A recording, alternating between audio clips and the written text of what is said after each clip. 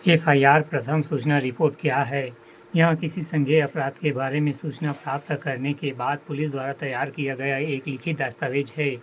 यह जानकारी अक्सर उस व्यक्ति द्वारा शिकायत के रूप में दर्ज की जाती है जो इस तरह के अपराध का शिकार होता है। एफआईआर और एनसीआर में अंतर होता है। जब कुछ चोरी हो जाता है तो आईपीसी की धारा 379 के अनुसार एफआईआर दर्ज की जाती है, और जब कुछ खो जाता है तो एनसीआर गैर संज्ञेय रिपोर्ट दर्ज की जाती है। एनसीआर थाने में रिकॉर्ड में रहता है और उसे कोर्ट नहीं भेजा जाता। पुलिस इसकी जांच भी नहीं करती है।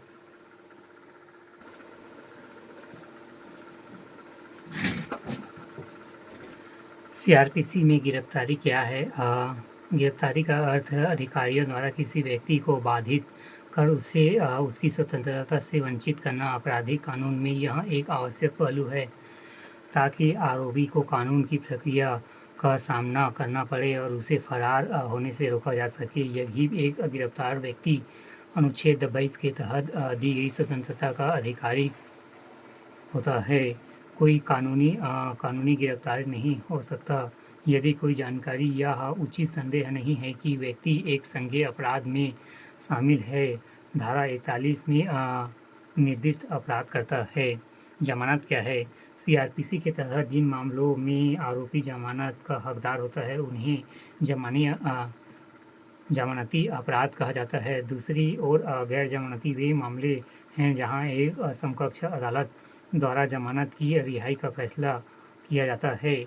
इन मामलों में आरोपी को कुछ शर्तें लगाकर जमानत पर रिहा किया जाता है, और यदि कोई व्यक्ति गिरफ्तारी की आशंका में है अर्थात व्यक्ति को गिरफ्तार किया जाने के पहले ही जमानत दे दी जाती है, इनकी सेफ्टी बेल कहते हैं।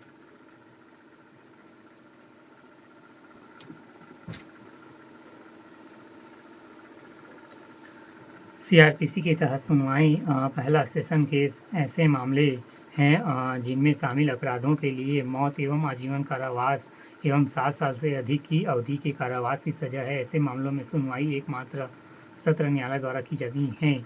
दूसरा समन केस ऐसे मामले जहां अपराध के लिए सजा 2 साल से कम है और एक मजिस्ट्रेट द्वारा विचारणीय है। ये असाधारण प्रक्रिया के साथ अपेक्षाकृत कम गंभीर अपराध है। तीसरा वारंट केस समन मामलों के अलावा अन्य मामलों को अक्सर वारंट मामलों के रूप में संदर्भित किया जाता है जिसमें निर्धारित सजा 2 साल से अधिक कारावास की हो सकती है। समरी केस मूल रूप से सारांश परीक्षण उन प्रकार के परीक्षण हैं जहां त्वरित न्यायालय दिया जाना है, जिसका अर्थ है कि वे मामले जिन्हें तेजी से निपटाया जाना है और इन मामलों की प्रक्रिया काफ़ी सरल है। सीआरपीसी की महत्वपूर्ण धाराओं की व्याख्या। धारा 6 आपराधिक न्यायालयों के वर्ग।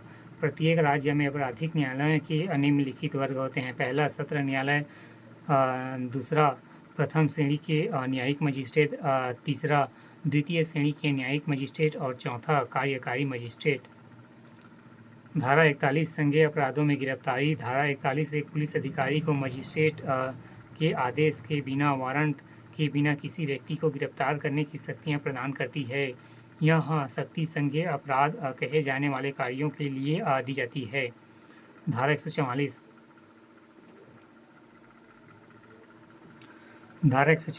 आपराधिक प्रक्रिया संहिता सीआरपीसी की धारा 144 का उपयोग अक्सर 4 या अधिक व्यक्तियों की सभाओं को प्रतिबंधित करने या मोबाइल फ़ोन कंपनियों को एक या अधिक भौगोलिक क्षेत्रों में आवाज़, एसएमएस या इंटरनेट संचार को अवरुद्ध करने का आदेश देने की प्रक्रिया किया जाता है। इसमें निम्नलिखित शामिल है: एक जिला मजिस्ट्रेट, एक उप विभागीय मजिस्ट्रेट या किसी अन्य कार्यकारी मजिस्ट्रेट को विशेष रूप से राज्य सरकार द्वारा इस संबंध में आदेश जारी करने का अधिकार देता है। आदेश किसी व्यक्ति विशेष या किसी विशेष स्थान पर क्षेत्र में रहने वाले व्यक्तियों या आम तौर पर किसी विशेष स्थान पर आने पर जनता के लिए निर्देशित किए जा सकते हैं। धारा 144 के तहत पारित कोई भी आदेश की तारीख से 2 महीने की अवधि समय तक लागू नहीं रह सकता। राज्य सरकार इसे बढ़ा सकती है, लेकिन 6 महीने से ज़्यादा नहीं।